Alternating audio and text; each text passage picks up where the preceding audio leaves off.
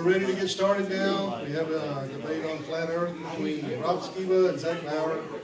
And Kevin Gilmore is going to be the referee and the timer. So with that, we'll get started. All right, so I don't know much about these two guys. I've only met them yesterday. So I will say this is Rob. This is Zach. They know some stuff. What's up? Rob likes his earth flat.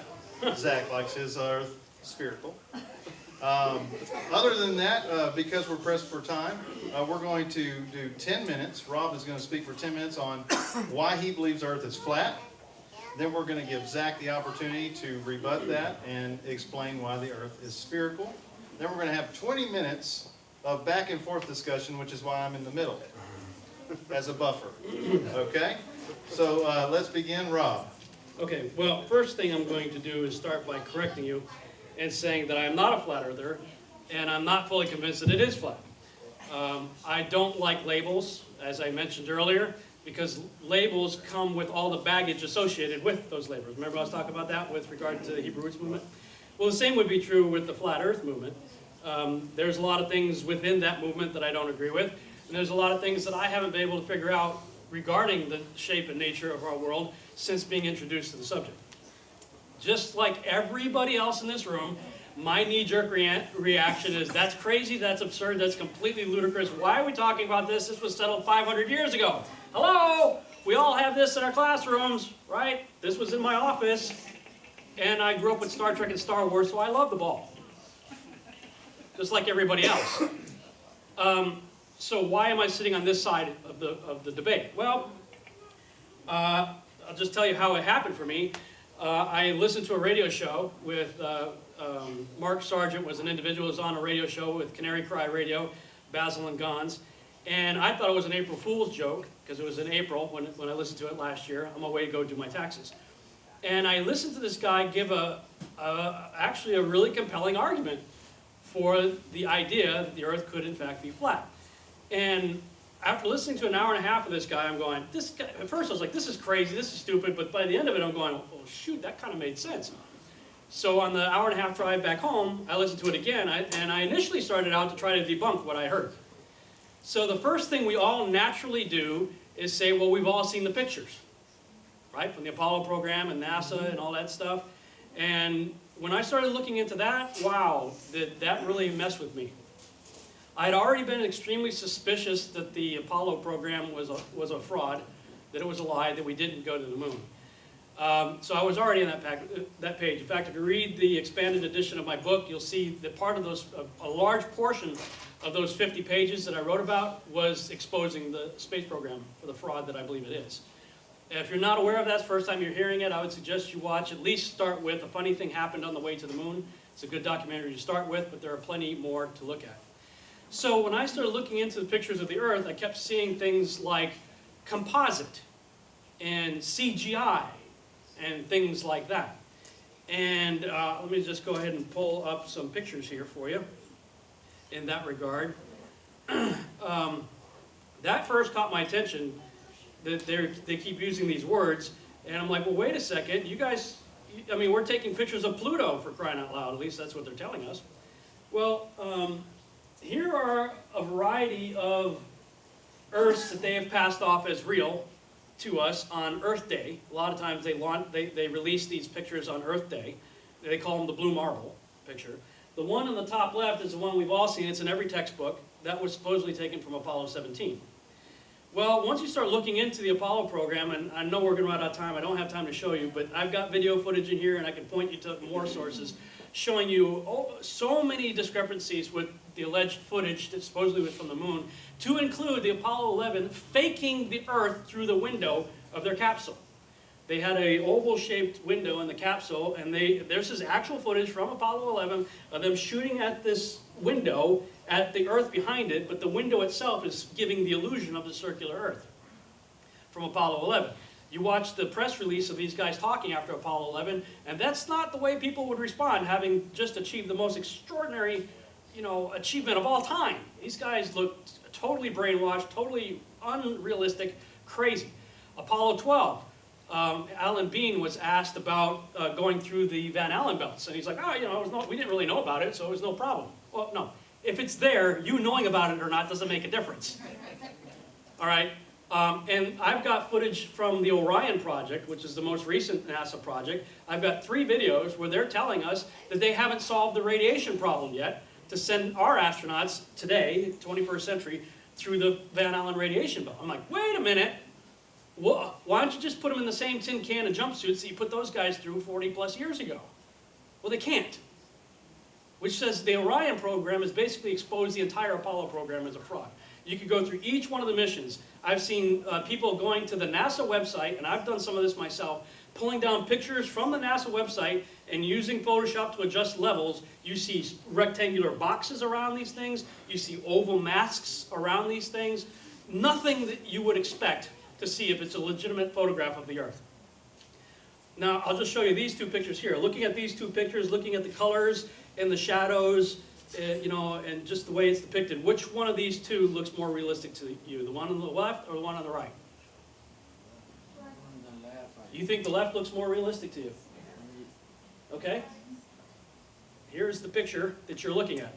This one is full of Photoshop clone tool marks. All those boxes right there are replicated clouds. That's just on a surface level. There's a lot more you can point out with this. The other problem with this is this exact globe has been used in multiple animations, including, if you get my Yahuwah Triangle series back there, in the beginning of every one of my videos, it shows the Earth, because I was still on the ball page, rotating as an animation to the graphics, you know, welcome to the Yahuwah Triangle, you know, virtual church, virtual conference, blah, blah, blah. And as that Earth spins around toward the camera, see this weird C-shaped cloud right here? It's like a backward C with this little thing right here, like a tail. You'll see that exact cloud formation in the animation that I used. If you watch the second to the last episode of the X-Files, just recently it was on TV, at the very end of it, Scully and Mulder are talking, and then the camera zooms up from them up into the sky and all the way out to the Earth. Same thing. All right? Why are they having to use CG, and why are they, you know, letting all the videographers in the world use the same Earth if it was supposedly a legitimate 2002 rendering from space photograph of our world? It's a fraud. Look at the color. Look how big the United States is right here. This is a 2012 blue marble. Do you really believe the United States is that big on the ball? It's not on this one. So this right here makes, the reason we all believe in the ball is because somebody told us to believe that. Because the moment you start going outside and start doing your own tests, I promise you, that camera that I'm using back there, that's a Nikon Coolpix P900. That thing has an 83 power zoom, optical zoom. You can zoom into some really far away things with that. And then it has a digital zoom beyond that. I've been doing tests going out to reservoirs and stuff, shooting across reservoirs, and seeing stuff that by the math, according to the ball Earth math, I should not be able to see. And yet there it is. And now, and a lot of other people have started to do this challenge, and I put out a challenge back in April or May of last year saying, hey, here's the math, this is ball Earth math, this is not flat Earther math. Take this math, go outside, get a camera, get a telescope, get some binoculars, and see what you can see. You're going to see a lot farther than you're supposed to be able to see. And there was a guy right around that time when we were all doing this kind of stuff named Joshua Nowicki, who snapped this picture right here of the Chicago skyline from almost 60 miles away. And he sent it to the local ABC News affiliate. And if you watch the weatherman try to tap dance out of why we could see this, I don't believe he believes what he's saying. If you listen to it, he's saying, well, this is a mirage. Have you ever seen a mirage? First of all, a superior mirage is inverted, upside down, wavy, and distorted. Is that upside down, wavy, and distorted? No, that's perfectly symmetrical, straight up and down buildings at nearly 60 miles away. Where the ground that this photographer is standing on should be about a half a mile, or Chicago should be about a half a mile below the curvature, and the top of the Sears Tower should be about 900 feet below his ability to see it on the other side of the ball. And yet this picture was taken. And this stirred up a lot of people out there going out to do their own tests. So that's what I've been doing. I've been doing my own tests. When you look at the pictures coming from the so-called International Space Station, they were kind enough to show us what kind of camera they're using. What type of lens do you think that is? That's a pretty ridiculous lens. If you're 250 miles above the Earth, I'm further away from my house right now than they are supposedly above the Earth. If you're that high above the Earth, take your iPhone. You're gonna get some really spectacular pictures. You know, why are they using a camera lens like this? And when you adjust, if you know what the camera is and the type of lens that's being used, Photoshop has all kinds of filters to correct what they call barrel distortion in the lenses. Well, if you plug in the algorithm to correct this lens for this camera, for that picture, this is what you end up with. Huh. And yet everybody, including me originally, says, well, we've all seen ships go over the curve of the Earth. And that happens in less than 20 miles. Usually it's right about the 10-mile or so range that people claim to see ships disappearing over the curve of the Earth. This is 250 miles above the Earth. Okay, I'm done. 7 seconds? No. Okay. That's all I can say in 3 seconds. So. I have more to say, though. Okay, next we have Zach. He's going to tell us what he thinks. And he made some interesting points, some stuff I haven't heard before. I like to hear this stuff because I'm fascinated by it. Hopefully he can straighten us out. Straighten out the ball, man. We'll square you away. All right, check this out. So I have an opener. I'm just gonna go ahead and start with that. Give me a second here. Okay, so first off, I just want to say, Rob, I really appreciate what you do on this, and there's a reason why. There's a lot of people who, in my opinion, have distanced themselves from him on a lot of different things. I'm never going to do that. No, I'm never ever going to do it because I really enjoy the work he does, and even though I may not agree with it 100% of the time, he goes where a lot of people just won't dare to go, and we need to go in a lot of these places. We need to explore and ask questions about a lot of things. This is not one of them, I believe. But that's fine. I think at some point he'll get that and move on. But I love him for the work that he does, and I will never divide from him over it. So just because he's controversial doesn't mean he's not going to be my friend. I think it's a good idea to question what we're taught. I really do believe that, if only to better understand ourselves. And I believe, just give you some rundown of where I'm coming from, what I believe. I believe the importance of what we do should be centered around the repentance of sin. Okay, that's number one. Okay, whatever rabbit holes, trails you go down, that needs to be centered. In my ministry, that's what I try to center on. And so, and being able to repent and turn back to our Father's ways. I have yet to find a sin that has to do with the geography of the earth. Just don't see it. I believe the earth was created in 6 literal days. Just giving you a background on where I'm coming from. 6 days creation. 624 literal days. I believe that the earth and universe is almost 6,000 years old. I think we're getting close to that point. I believe at the 6,000 year mark, we're going to enter into the 7th millennium. Our Messiah will be right here for that. I believe in a round earth. Okay, I believe in a heliocentric sun-earth relationship. I believe the flat earthers ask some good questions, but fail to spend the time seeking out the proper answers. I believe that if the earth is flat, it would be too big of a conspiracy to contain. Let me say that again. I believe if the earth was flat, it would be too big of a conspiracy to contain. There's no way. You cannot compartmentalize people that much to hide that big of a conspiracy. I just don't see it. Bible-believing flat earthers will give scripture full of phrases like foundations of the earth, or corners of the earth, or pillars of the earth to help prove the earth is flat. And yet, it's not. So we have some either severe issues with the authenticity of Scripture, or we have some issues with our personal interpretation of Scripture. Okay, if that's true. So far, I have not seen one verse that to me cannot work with the round earth globe model. Most verses I have seen being used to promote a flat earth have been wildly misinterpreted. The Scripture or science, I think the flat earth theory falls flat in both. Let me give you a quick example. When people first hear about a flat earth, one of the most common responses from people is that, what about all the pictures of the earth? And that was like one of the first things you address, because that is one of the most common questions you get when you present this idea to someone. They're like, but all the pictures, I see all the pictures. And flat earthers usually respond that all the pictures are fake and quickly start pointing out the Photoshop evidence in common photos from NASA. And that was what you did. I mean, they're very obvious photography flaws or Photoshop evidence. So some of you saw me walk in with my box of Raisin Bran here.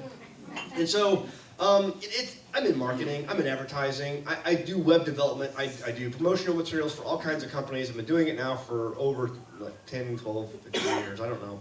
And you know, I do a lot of Photoshop. I spend all my time in Photoshop. It's what I do for a living. And you just pick up anything, any piece of marketing that's put out by any company around the world, and you will find Photoshop evidence on everything. People who produce a product will market it in a way to make it look as best as they can.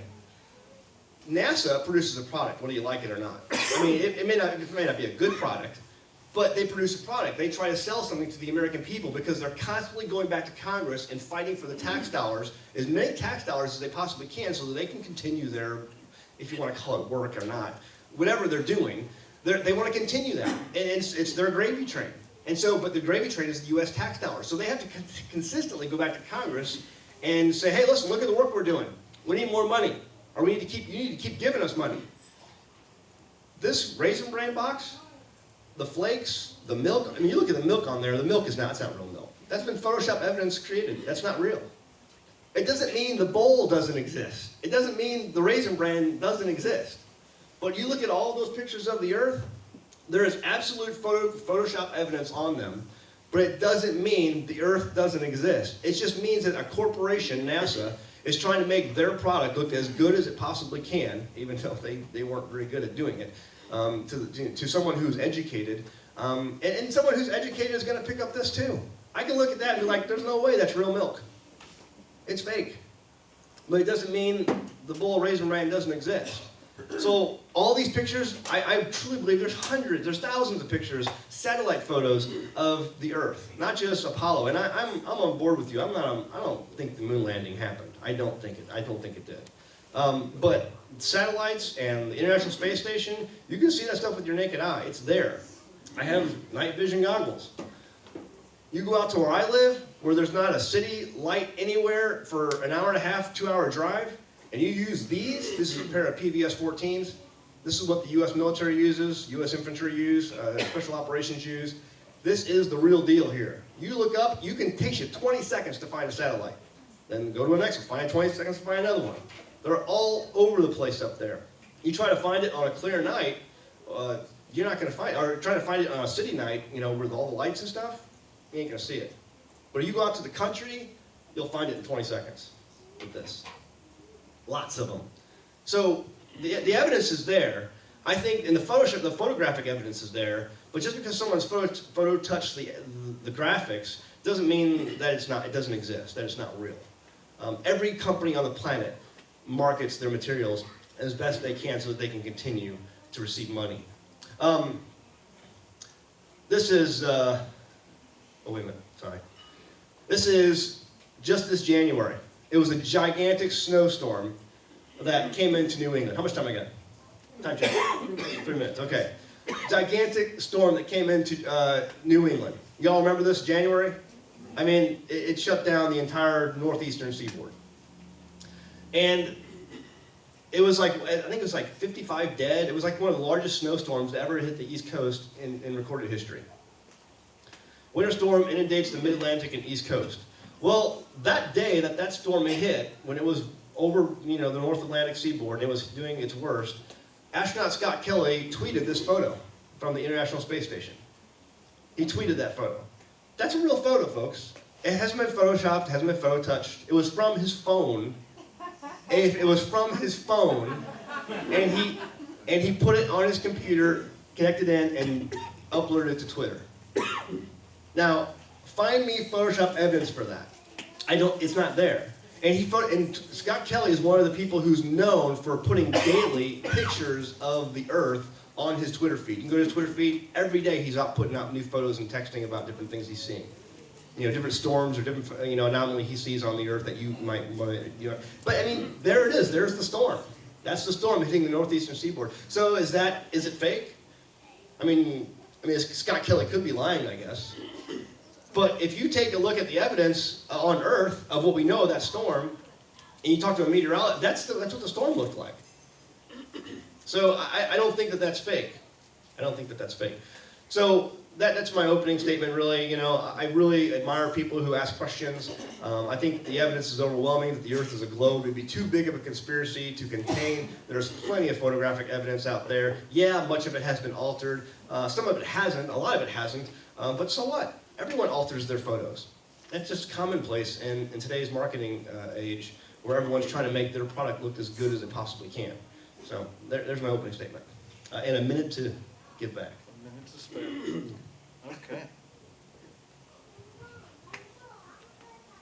Okay, I don't know if you made it yet. Okay, we need more. I'm just saying, I'm needing some more. He showed more pictures. I got more pictures. I'm just saying. The picture that I'm going to continue to keep up whenever he's talking is from a civilian who put up a weather balloon to about 130,000 feet. Just keep looking at that while you're listening to him throughout the I don't stay on web pages if I have pictures. Not high enough, and yet this is going over the curve of the Earth in less than 10 miles. That's not high enough.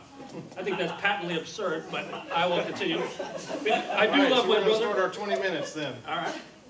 Okay. So this is just free flow? This is free flow, back and forth. Okay. Oh, okay. Well, I do want to address the issue of too big a conspiracy. Just look into the Manhattan Project. The Manhattan Project was locked down and totally compartmentalized.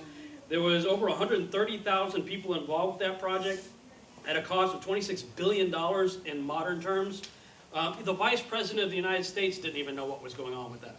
There's a television series called Manhattan, a Nuclear Family that's it's loosely based on the real story of it, but you see in that show how the guy in the office next door didn't know what the guy in this office was doing.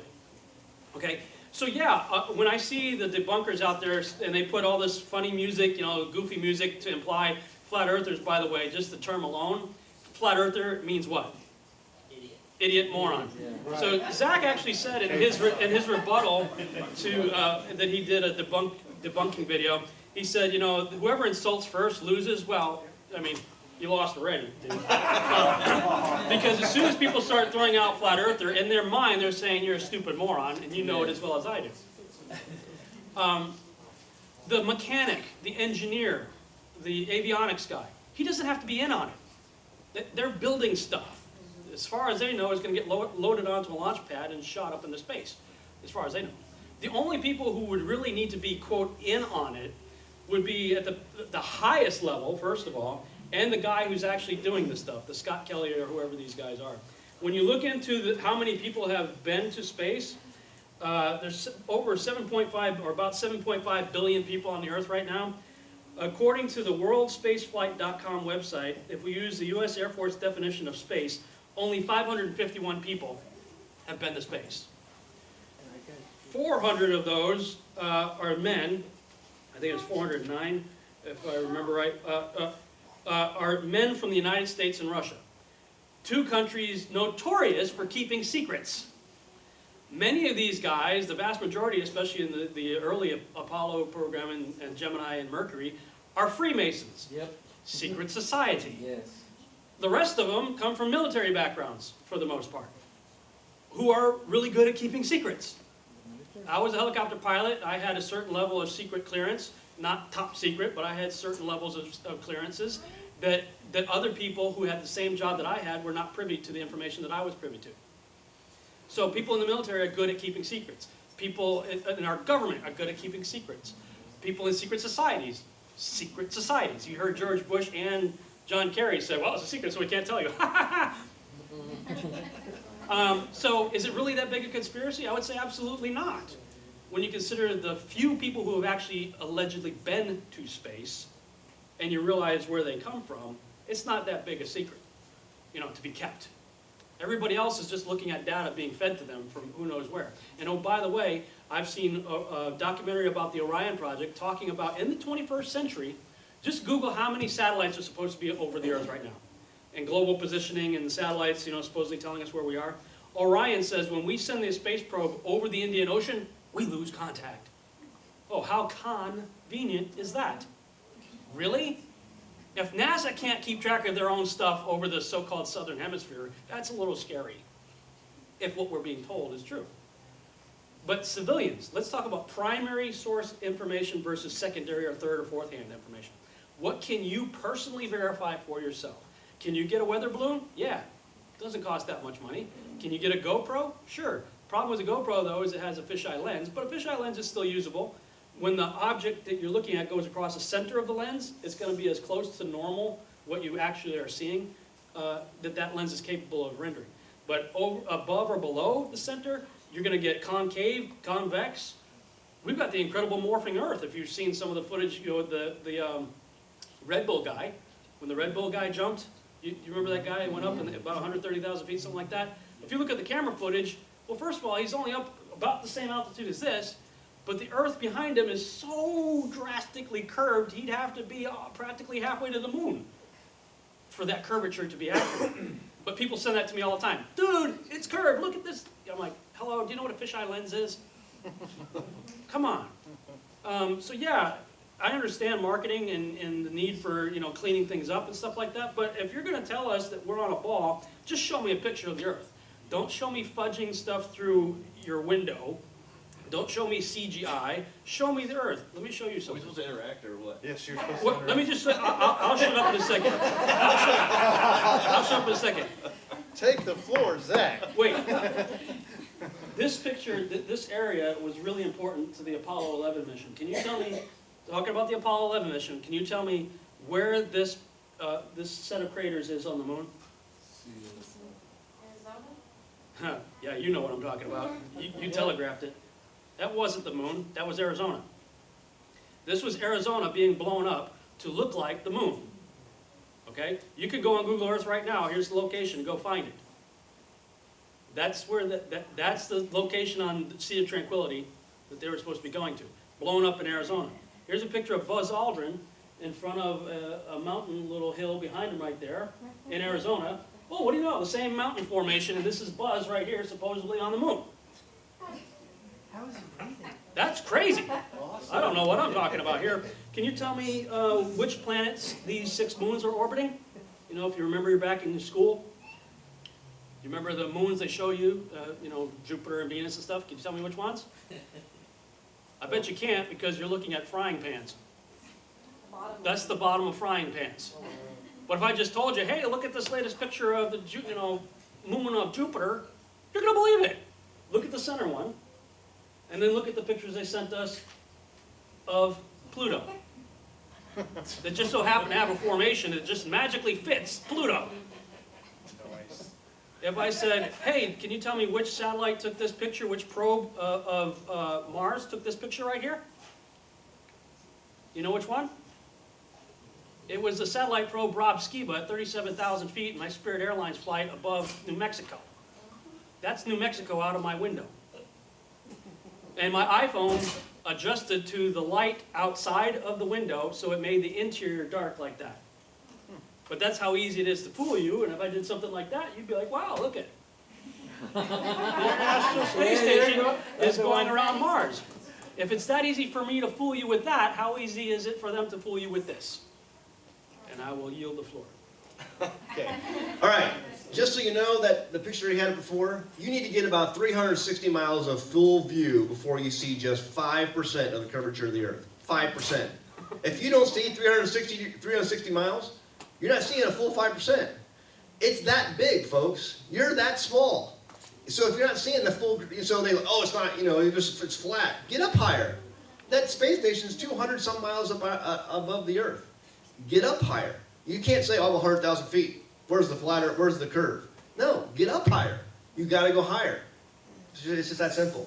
And all these people, these Illuminati and all this stuff, Guy Laliberty, whatever his name is, who used to own, was the founder of Cirque du Soleil, paid $34 million to ride up on the Suez rocket for 10 days. That's an expensive vacation. 10 days on the U.S. space station for $34 million. He's not Illuminati. He's not a Mason. He's not former Air Force. He's a billionaire who said, you know what? How much to go? Okay, no problem. They put him in training and they took him up because they wanted the money. Guys, there are so many tourist companies right now who are fighting so hard to be one of the first companies to start taking you guys up into space. In 10 years, this is going to be commonplace. People laugh at airline travel, but it's commonplace today. If Messiah doesn't return like pretty soon, in 10 years, you're all going to be going up there. There's no way they can hide it anymore. And you know what? You go back and look at some of these other companies, like some of these major corporations. This is a new industry that's being birthed right now. Space tourism. And some of these companies they're spare no expense. We want to be the first.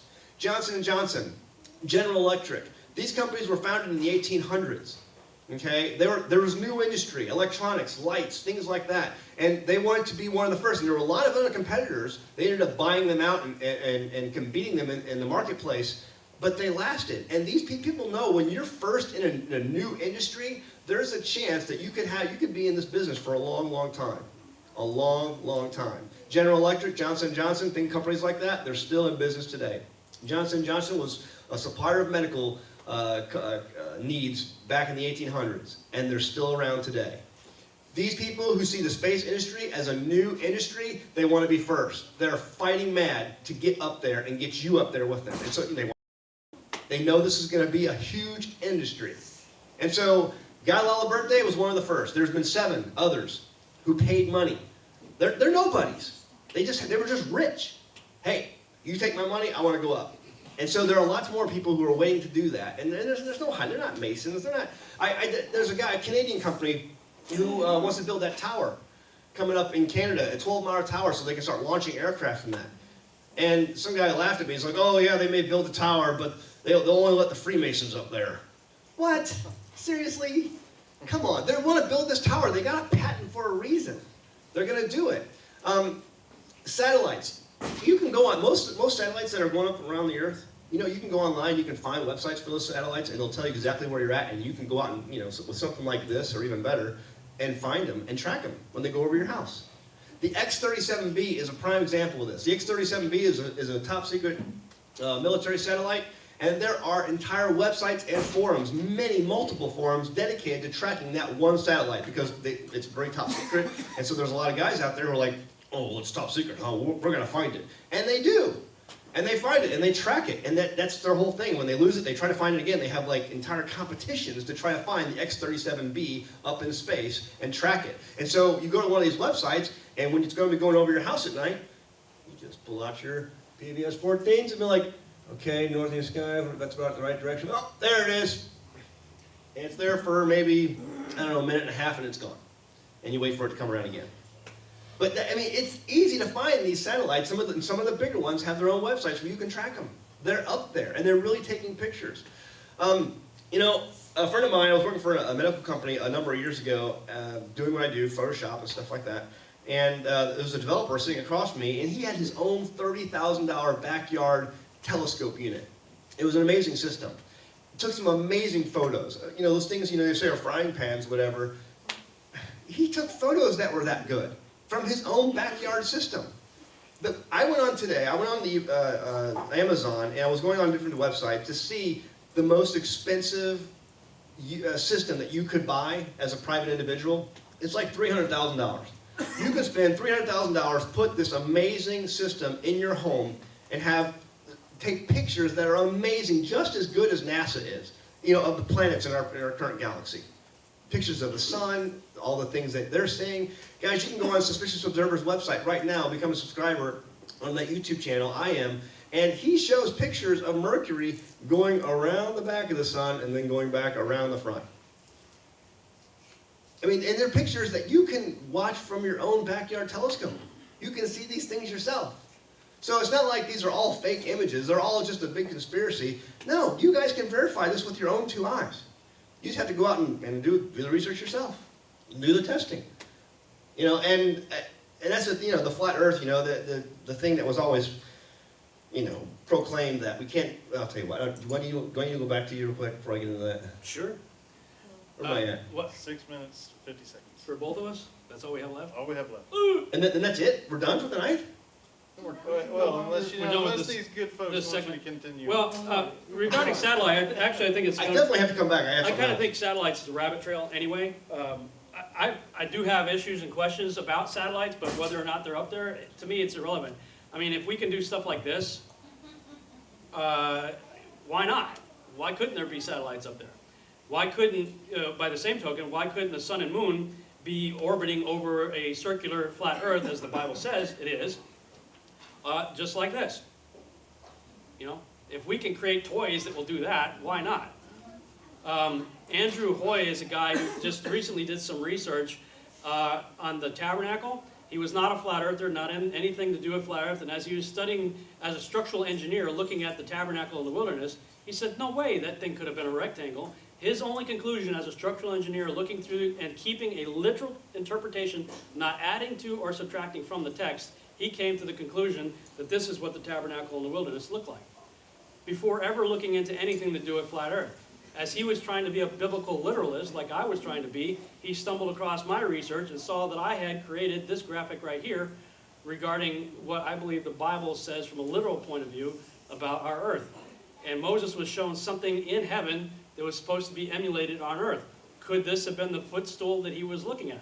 I don't know, just looking at it, but I would challenge the idea that the Bible even remotely supports the idea of a spinning heliocentric ball. According to Scripture, and I've got all these scriptures here, you can look it up for yourself, we are in a self-contained three-tiered system containing heaven, earth, and underworld. I find it odd that Christians have no problem believing in a literal hell that could be literally right below our feet, but then mock the idea that heaven could be just as literally right above our heads. I find that odd. There's a solid dome firmament over us, according to all these scriptures right here. Numerous cultures had the same view, by the way. Yahuwah's throne is sitting right on top of these things, on top of this thing. The sun, moon, and stars are inside the firmament in Genesis chapter 1, not outside and around it. So Kent Hovind, as much as I love the guy and used to use his materials myself, the canopy theory that he talks about and Karl Baugh doesn't work in the Genesis 1 idea. And he knows it, which is why he produced a video talking about there must be a second firmament. I'm like, dude, book, chapter, verse, man. Doesn't say that. Floodgates, windows in the firmament. The earth is inscribed as a circular flat plane into something that has four corners surrounded by water. Earth is geocentric, stationary, set on pillars, over and over and over again. Now, Zach is probably going to say something that's poetic and, you know, whatever, because that's what everybody always says. You know, we're looking at allegorical, poetic, blah, blah, blah. But I just want to say that this scripture right here is very problematic, especially if you're a King James only person. Isaiah knew the difference between ball and a circle. He's the only other guy in the Bible that wrote about a ball, and he didn't use it to describe the earth. King James translators knew the difference. The problem is people today in the 21st century can't tell the difference, so I'll educate you. This is a ball, this is a circle. Okay? And the ISV claims to be one of the most literal translations, more modern. The ISV goes back to the Isaiah scroll taken from the Dead Sea, and it says in the ISV translation, he's the one who sits above the disk of the earth. We described as a tent. The firmament, the heavens are stretched out like a tent over the earth. This is a Sumerian representation of that. Here's the Egyptian representation of that. These are Greek representations of that. Here's the Norse representation of that. Here's a ancient megalithic rock art done by the Irish depicting the firmament. This is what the Mayans thought about it. This is what the Incans and the Navajo thought about it. And according to the highly respected scholars of Logos Bible software, they're being brutally honest with the text. This is in the very expensive Bible software, Logos Bible software, acknowledging that this is the Hebrew conception of the universe. We can deny it all day long, but the ancient record is blatantly against such denial. Okay. So, foundations of the earth. So, let me go down this path real quick. Let me go ahead and start this one. Foundations of the earth. This is normally... 2 minutes? Well, start it over. Definition. The lowest load-bearing, this is the #1 definition of foundation of the earth. The lowest load-bearing part of a building, typically below ground level.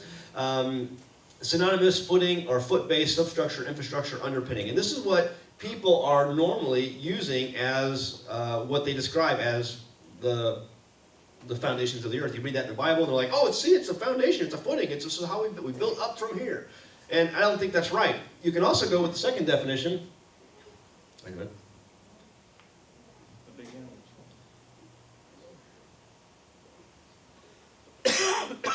Is that right? I can't get my slide to go. I was trying to tell you something. I didn't say it. Don't believe in that. Yeah, you guys are funny. Tough crowd, tough crowd. Tough crowd. Okay, so let's just go here.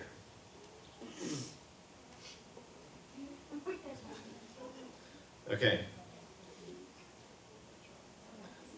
So, the underlying basis or principle for something. So, it's synonymous with a starting point or a base or a beginning. That is the foundation, the definition of foundation that I like. That is another definition of foundation that you see in Scripture that can work. A beginning point, a starting point.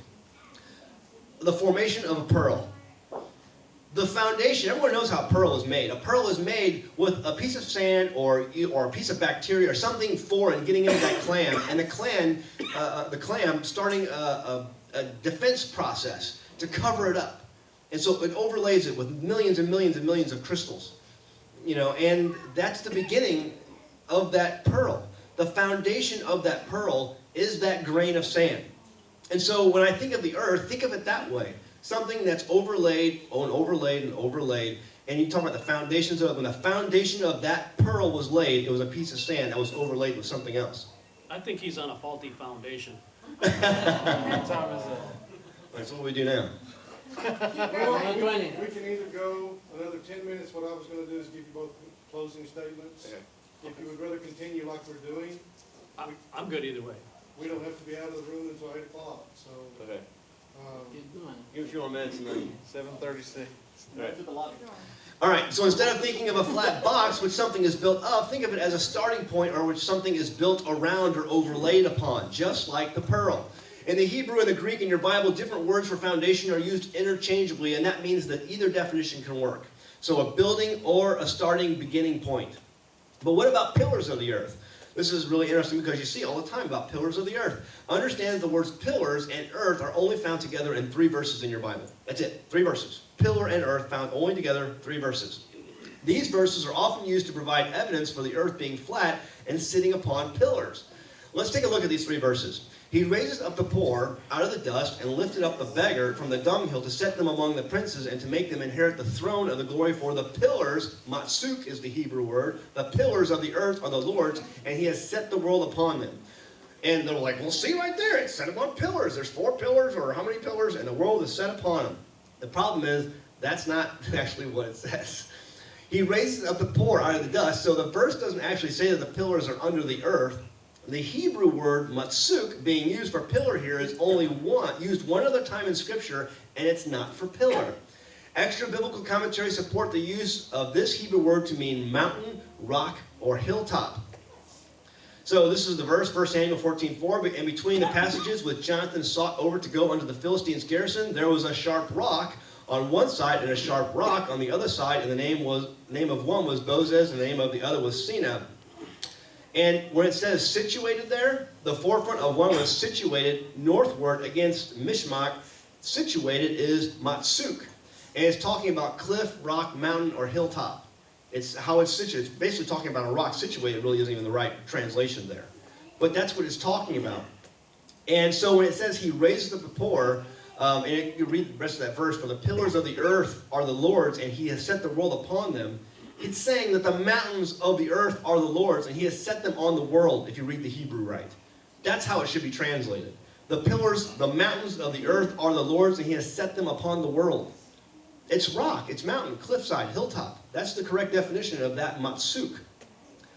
I'm sorry, but I don't think you can reliably use the verse in 1 Samuel 2:8 as part of your evidence that the earth is flat and set upon actual pillars, because that's not what it says. But let's explore the other 2 times pillar is used with the word earth in the Scripture. Who shakes the earth out of its place and its pillars tremble? Amud. So let's take a look at that verse. In almost every instance, this Hebrew word represents human-made pillars in Scripture. Okay? This is referencing human-made pillars. How can you be sure? The other times this Hebrew word is used for pillars other than human-made pillars is for the pillar of fire and smoke. So it's 18, this word amud, 18 times for pillars of smoke and fire, 89 times for man-made pillars, 1 time for pillars used and described in heaven, and 2, supposedly, for pillars under the earth. But see, I don't believe that's the case. The pillars of heaven tremble and are amazed at his rebuke. That takes on a new meaning if that's a man-made pillar, and I'm going to explain in just a second. Nowhere in these verses does it say anything about pillars under the earth. Secondly, pillars have always been symbols of strength for human cultures. We have symbols of strength for the Greeks, the Romans, the Egyptians, the Hittites, the Phoenicians, the Byzantines, the Aztecs, the Chinese, and even the Hebrews. Every human culture on this planet has made pillars for itself as a symbol of its strength. See, this is how we are mighty. This is how we are strong. Even the United States of America, you go all over Washington, D.C., and all of the buildings are pillars as symbols of the strength of the United States of America. Every culture on the planet has made pillars as symbols of its strength. So now read that verse. Who shakes the earth out of its place and its pillars tremble. It's man-made pillars. They are he's trembling man. He's like, you think you're all strong and mighty. No. I'm the one who's strong and mighty. I am your creator. The earth and all of its inhabitants thereof are dissolved, and I bear up the pillars of it. So the earth and all who dwell in it, this is another really good one. I bear up the pillars on it. It's the Amud, right? It's man-made pillars. The earth and all of its inhabitants thereof are dissolved. I bear up the pillars. That word being used for firmly set or bear up is takan. What does takan mean? That's an amazing word, takan. It means to regulate, measure, to be weighed out, to test. What did Daniel say to the king of Babylon? Tekel aparshin. You have been weighed, you have been measured, you have been found wanting. That's what God does to the pillars, the symbols of strength of mankind all over the planet. And so when you look at this, tekel and takan are the same word. One is Hebrew, the other is Aramaic. But both are the same word. It's the same exact word. It means the exact same thing, to test, regulate, and measure a way out. The earth and its inhabitants thereof are dissolved. I test, I weigh the pillars of it. It's man-made pillars. Every throughout the rest of your scriptures, this word, amud, when it's used, is talking about man-made pillars, except for the one time it's used for the pillars of heaven. So these are the man-made symbols of strength.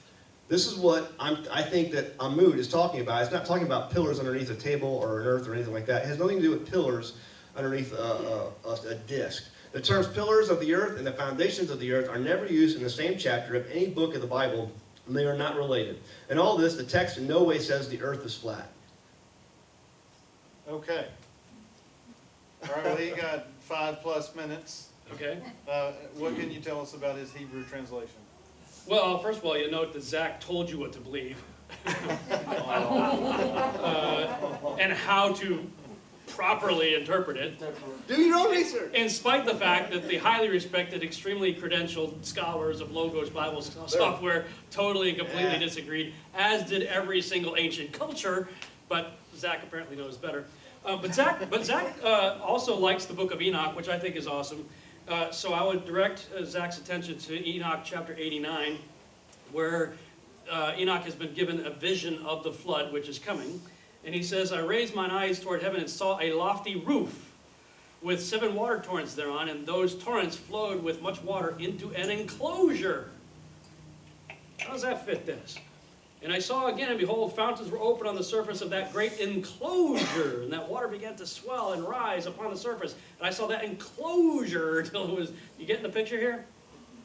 This ancient text right here is describing something under a dome that has windows in it that are pouring water down into an enclosure. Coincidentally, everybody else that lived around the same time as the Hebrews had that same concept in mind, and I showed you the various depictions. And all you have to do is just pick up some history books, and you'll see that they all believe that. So when did we stop believing that? We stopped believing that when other people told us what we should believe based on what we're reading in the scriptures. And we got people like Copernicus and others that showed up and got us to question the biblical narrative as it is. And the Copernican principle basically reduces us to an insignificant pale blue dot that Carl Sagan was so fond of referring to us at, in a podunk area of a forgotten space in this vast, ever-expanding universe. In other words, you are nothing. That's what comes out of the Copernican principle. Zach said he believes in the heliocentric model. I would challenge Zach and anybody else here to find anywhere in the scripture that says the earth is going around the sun. And what was the earth doing for 4 days until the sun showed up? You know, is it kind of just randomly orbiting around and waiting for the sun? It goes, oh, okay, cool, I'll get over here. You know?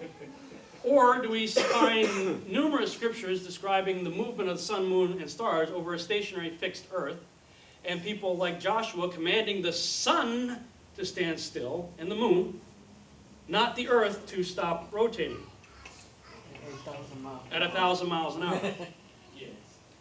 Which, by the way, all you have to do is any research with people who believe in the spinning heliocentric model. Neil deGrasse Tyson, people like him, they'll tell you what would happen if the Earth stopped rotating. You got all kinds of problems with the collapse of the magnetic field. That's why it's a miracle. You're losing gravity. You got 1,000 mile an hour wind shear. Now Zach writes it off as a miracle. Okay, that's fine. Except in the biblical legal system of authority, words mean things. Joshua obviously had some concept of the sun and moon moving. Otherwise, he would have said, Earth, stop rotating! But he didn't. He said, sun and moon, stop moving. And the sun and moon obeyed. It says nothing about the earth obeying. And by the way, it says nothing about the earth starting back up to 1,000 miles an hour again after that event. And Hezekiah, you know, was it Hezekiah? I think it was Hezekiah, made the sundial, or was it Hezekiah? Whoever it was. Somebody made him, I forget, it escapes me right now, made the sundial go back 10 degrees. That means the earth stopped rotating, went backwards 10 degrees, and then ramped back up to 1,000 miles an hour. Where do we see that? Nothing. Everybody who has some kind of vision of heaven, it's close. Very close. Jacob's ladder, seeing angels going up and down on it, right? Stephen, seeing heaven opened up right in front of him. You know, Ezekiel, seeing the throne on top of the firmament. Over and over and over again, the language from Genesis to Revelation is that of an enclosure, just like we see in Enoch right here. And if you really want to get literal about this, there's like, when it comes to the universe, if the universe consists of stars that are allegedly suns with planets going around them, why does God waste all of like, what, one sentence? And he created the stars also in the creation account. He created the stars also. When you see over and over and over again, stars are actually a word used to describe angels. Most notably in Revelation chapter 9, verse 1, and I saw an angel fall from heaven, and to him was given the key to the shaft of the bottomless pit. The dragon takes 1/3 of the stars and casts them down to earth. You have Isaiah, you have Peter, you have John, and Yeshua, Jesus Christ himself, the Son of God, saying all the stars are going to fall to earth. Forget about ISIS, forget about the Muslims and anybody else out there. We've got a massively huge problem if Beetlejuice is headed our way. Or Andromeda. They said all the stars are falling to earth. If I take the Bible literally, there's no way the stars could be what we're told in the Copernican model. Can't be. And regarding the Copernican model, I would just say in closing, watch the movie The Principle. Go to theprinciplemovie.com, watch that movie. It obliterates the idea that we're in a heliocentric system. We are in a geocentric system. While I may not be certain about the flat earth, I am certain about that we're in a geocentric system, which is a biblical model. Yeah, closing statements, is that what's next? Yes. Oh. Am I go first? I'm going to let you go Go first. for it. Okay, so just a quick couple rebuttal on the stars. When I read Enoch, I thought it was pretty clear that the star. How much time do I have for closing statements? It's $250 for each of you. All right, we'll start at 250. Keep in mind, that's heading our way if we don't take the Bible literally. Or better yet, this is. I'll give you 3. All right, so just a couple rebuttals. When I read Enoch, I read it pretty clearly being that the stars were regulated by the angels. Like an angel was in charge of a star. So the angel was different than the star. So did I read that wrong? No, there are a heavenly class of beings called the luminaries Right. that appear to have personalities and purpose and plan.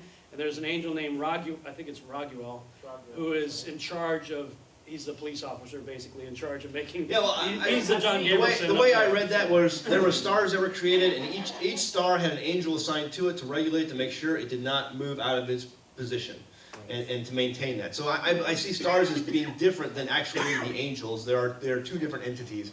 I think let me just go back through here real quick, and I want to start off. I have a real quick slideshow. I can get it done real quick. Antarctica. They say you can't, how is Antarctica work? Supposedly there are those who believe a flat earth claim that there are 200-foot impenetrable ice wall at the edge. They claim that nations all over the planet have signed treaties to provide military protection against anyone who would go there. So they claim that Antarctica doesn't exist. The problem is there are entire companies set up to take tourists to Antarctica and to the South Pole. Here's the South Pole here, the geographic South Pole. Anyone can go there. Here's some of their research centers, and at the South Pole, all kinds of people going to the South Pole. All kinds of people going to the South Pole. Toyota has done commercials at the South Pole. There is Mazda who's going to be going there too. Toyota's going back with their Hilux. They want to do more commercials on the South Pole. Is this all fake? Are they not going to the right place? This is my favorite. Massey Ferguson Tractor has been there twice. I have a Massey Ferguson on my farm, and they rode all the way straight through across to the South Pole and were there, and then they kept going, and they ran that thing for like, I don't know, 2,500 miles without stopping. People are even getting married in Antarctica. You can go get married in Antarctica. So I really truly believe that doesn't exist. Also, just to give my closing, I really appreciate the whole opportunity of doing this. I can't get on board with it. As far as heliocentrism, the principal movie, I looked at that, I got about halfway through it before I had to shut it off, and then I Googled it, and every scientist in that movie who came out and says they were tricked into being in that movie. And that they wanted no part. And they even put out their own article saying, we were completely tricked, lied to about making that movie. And so, when I got through halfway through it, and I was like, I didn't see what they were saying at all. It didn't make sense. And then I Googled it, and I found that. And not only that, but people who were in Christianity, people who were atheists, supporters of heliocentrism and science and all this stuff were saying, see, this is how Christians have to get their stuff pushed to us. They have to lie to us. And I think it's just a black eye. The movie, The Principle, is a black eye on all of Christianity or Bible-believing people. All right, I'll leave it at that. You need to watch the movie all the way to the end and decide for yourself. Naturally, the secular scientists are going to say that because the movie exposed them for what they are. Yeah. And the nonsense that they believe. In fact, I'm going to put something up real quick. This is a quote by Michio Kaku in the movie. And you need to really pay attention to what he's saying here. He came out later and said he was tricked. This is what he said. You got his words, him saying this, right here. He said, usually in science, if we're off by a factor of 2 or a factor of 10, we call that horrible. We say something's wrong with the theory. We're off by a factor of 10. However, in cosmology, we're off by a factor of 10 to the 120. That is a 1 with 120 zeros after it. This is the largest mismatch between theory and experiment in the history of science. In other words, pardon my language, he's acknowledging they're full of crap. And he just said it to you. And they didn't cut away from him. You know, I know how to edit audio. I can make you say anything I want you to say through cutaways. This was a lock-off camera on him saying this whole statement. They're acknowledging to you that their own theories are so jacked up that they have to keep adding ad hoc things like dark matter and stuff like that to justify their theories. So it doesn't surprise me that they would be upset by what the principal has to say. But I would just say go watch it for yourself. As to one of Zach's earlier arguments that we are, you know, the speck on this massive ball, so of course you're not going to see the curvature. Zach, you've got a lot of work on your hands because you're going to have to police up all the ballers who claim that they've seen the curvature of the Earth from an airplane at 35,000 feet. Yeah. I can't tell you the number of people who think I'm stupid. You're an idiot. If you've been in an airplane, you've seen the curvature. Okay, I used to be a pilot. I've been a missionary. I travel in the air all the time. You didn't see the curve. You convinced yourself that you did. Get up there and start taking pictures. You are not going to see the curve. The other group says, you're an idiot moron. If you've ever gone to the ocean, you've seen ships go over the ball. And like 20 miles away. Yeah, I agree. So you've got a lot of work on your hands. You've got to police up all those knuckleheads before anybody comes after me. I said that I am not a flat earther. I am what I would call myself a zetetic agnostic. A zetetic is somebody who proceeds with inquiry and investigation. And an agnostic is somebody who doesn't yet believe either side. They haven't been presented with enough information. So that's where I'm at in this. When I have gone out to do my own test, this is the math. This is created by ball earthers. These are people who believe in the ball. That shows you the curvature, how much curve you should be seeing. So when I was showing you video at 130,000 feet or plus, or showing you corrected footage from the space station at over 200 miles high, showing a corrected lens showing it flat. Well, I mean, the curvature starts to manifest very quickly. If you just look at some of these things, at 100 miles out, it should be 1.26 miles, the curvature should be. So you could go on my website, testingtheglobe.com, look through all the information there, you'll see my whole journey. I'm still questioning stuff. Antarctica, Zach mentioned, I still have problems with Antarctica. There's things the flat earthers are not acknowledging, that there are problems with the issue of Antarctica. I do acknowledge that there are problems, and until I can resolve them, I'm not going to take the label that I'm a flat earther.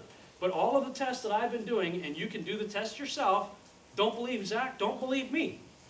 Go get yourself a camera, get yourself the chart, and start looking across long distances. You're going to see things you should not be able to see.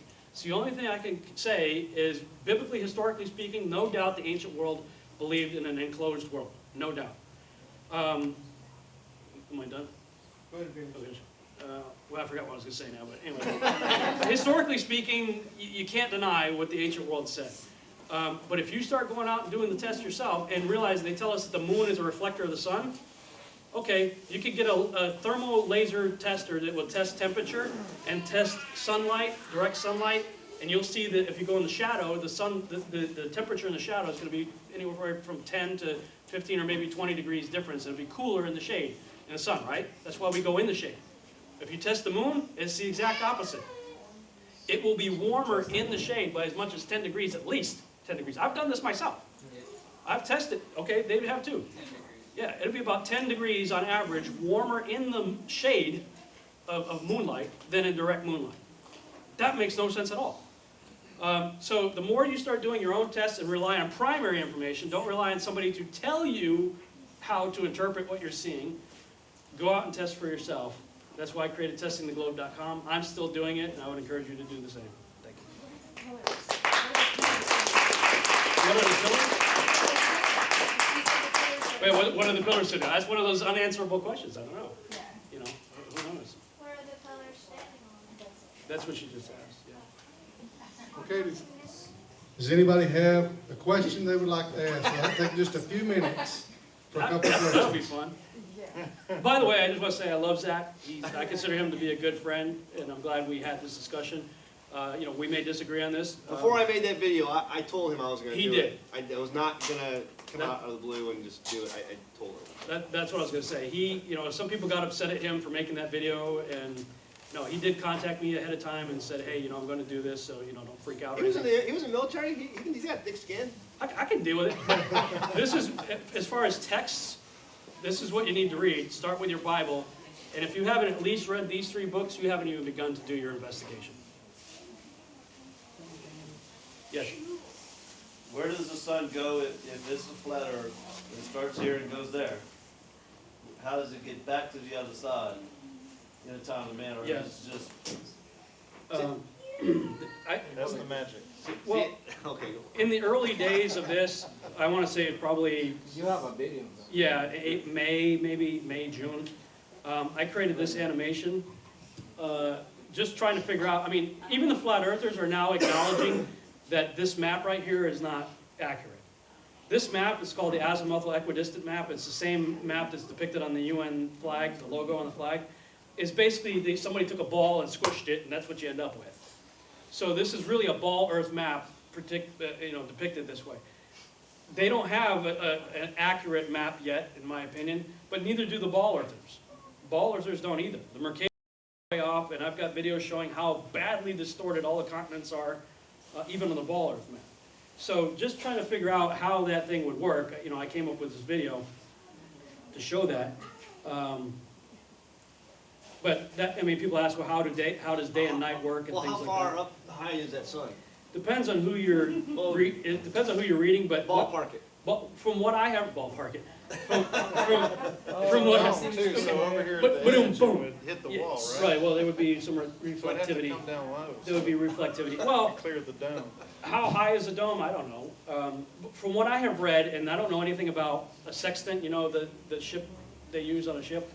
From what I have been told, people who use a sextant to figure out distances and things like that, when they used it on the sun, they calculated it to be about 40 miles across, and I think thereabouts 3,000 miles high. Is that true or not? I have no But at idea. 3,000 miles, wouldn't it just fade out into the distance instead of going below the I'm horizon? so glad you asked that. I made this animation last night. This is a hallway that shows perspective. Okay, you've seen stuff like that where you're looking down a hallway and the ceiling and floor appear to match up with each other, right? Well, if you just imagine the sun and the horizon where I've changed the colors right there. If it's just going out, it's going to eventually get to the point of the vanishing point in the perspectives where the two meet. Well, what do you know? I mean, there's all kinds of footage that people have been shooting pictures of the sun, and that's showing it on a curved arc, getting smaller as it goes away. There's another one that's going to show you the same thing, starting to go away, like that. This is somebody shot it out a window. This is a time lapse. Looking, I guess they were flying so they could look out and see the sun going away. Look at that. Whoa. Likewise, if it's coming at you, it's going to do the same thing. You know, the vantage point will give you the same thing. We got footage of exactly that. Yeah, I'm not buying that. Well, you don't buy it, but that's what it is. That's what it's doing. Because people say, it's going below the horizon. That's people what it's say, doing. how does it? Look at that. It got small and it's getting bigger and bigger and bigger. So you have a speed Wait.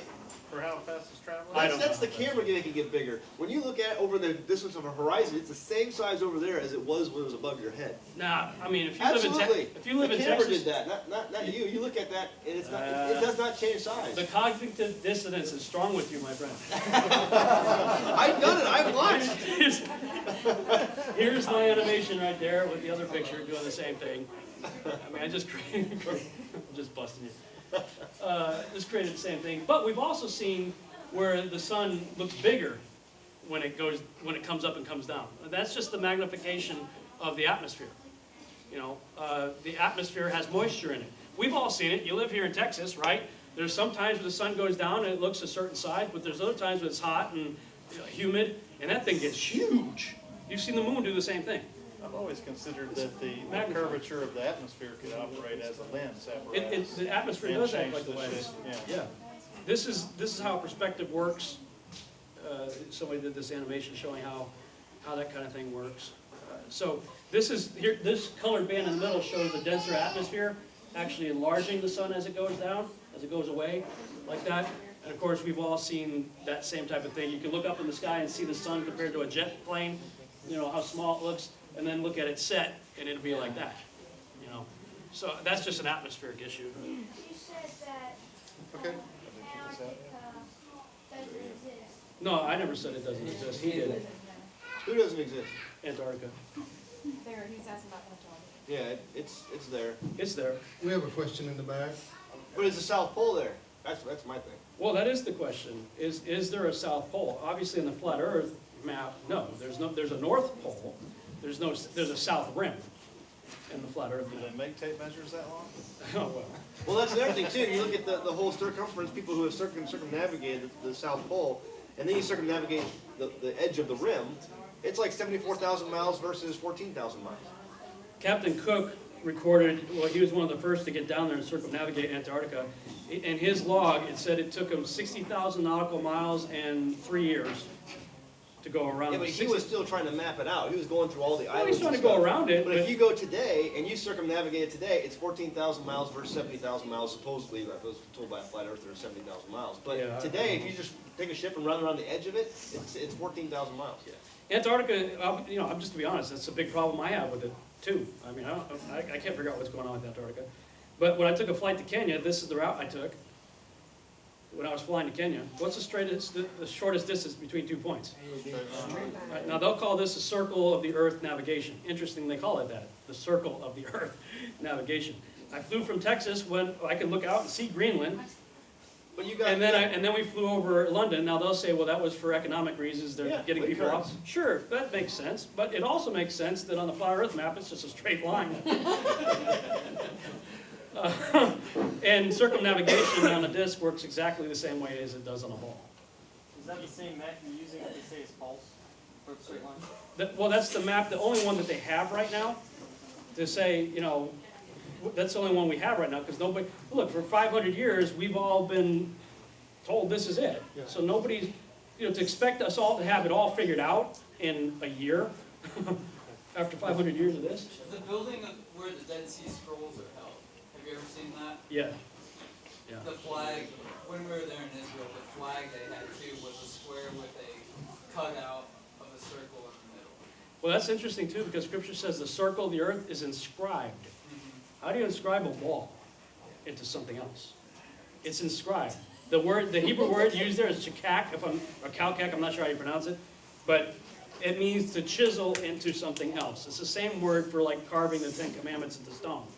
You can't carve a ball into something else. You can carve a circle, and that's what Scripture says. Okay, we got one more question, and it's right here, then we're gonna have to cut it off after that. So I'll admit, Antarctica is the biggest deal breaker for flat earthers. It's a problem. Also, being a photographer, this stuff really interests me because you take the star Polaris, and if you see all the time-lapse photos that come from that.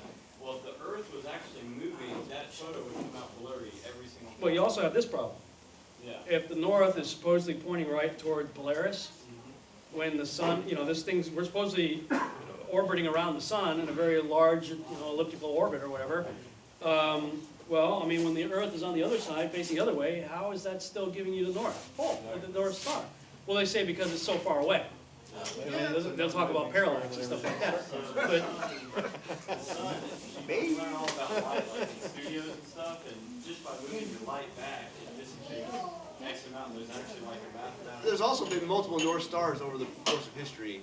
Yeah. That tells you that we are moving.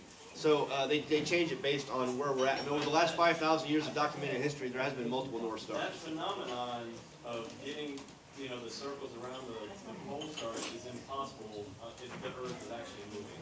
Because you move your camera like that, it doesn't matter what you do, how slow you're moving, how it's going to come out blurry.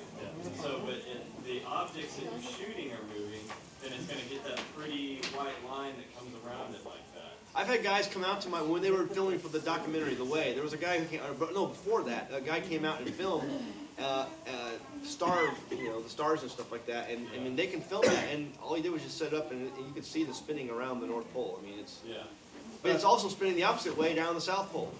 So why is that? If you're on a ball. I don't know. I'm just saying it's well, the stars. If stars are angels, that solves that problem. That's what the Bible says.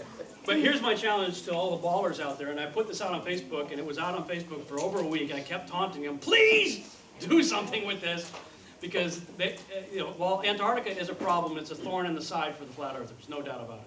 But so is the fact that you cannot rise off of a ball and make that horizon rise with you. There's no way you can do that. This is a simple animation showing that, but I mean, just imagine going off a ball. You just told me ships roll off the ball. So, if you've got a ship and you're on top of this ball, and this boat just rolled off the ball in less than 20 miles, then when you rise up to go look at that ship again, you've got to be looking down. That's just simple. Ball. Yeah, I agree. If it's receding away at 8 inches per mile squared, the further that ship goes, the more it's rolling down the ball, which means, simple logic, you've got to look down the ball to see it. But if you rise up at any altitude as high up, I've seen stuff going up way high, but just looking at the weather footage. My challenge, what they said. my challenge to all the flat earthers out there, flat earthers, just Google flat Earth debunked. And go to the latest ones and view all the websites that are out there. Just spend some time doing some research on the debunked websites. Yes, and the debunkers of the debunkers. Check those out too. Tell you how to think with a bunch of numbers on paper and just say, you're stupid. They don't really, I've seen some of them, they don't really put any good evidence out there. They really don't. Trust me, this is a very deep rabbit hole. Yes. So you just have to decide whether you want to go down it or not. TestingTheGlobe.com is the website that I created showing my journey down the rabbit hole. And I'm brutally honest. I tell you in the conclusions, I spent 6 months of dedicated research on this. At the end of the 6 months, I wasn't very much further ahead than I was when I started. And I said, look, I got more questions now than I have answers. But there's still a lot of things for you to look into. So check that out. Yeah, okay, we're done. Okay. I just want to say thanks everybody for Yeah, staying this late and enduring. And if you have a coffee cup or anything that you have in your chair around your seat, could you bring it up here and set it down on this counter? That way it'll make it easier on the cleaning staff. And thanks again for being here. Thanks, man. Good job, bro. Yeah. Thank you very much. Thank you. Thank you, man. Have fun.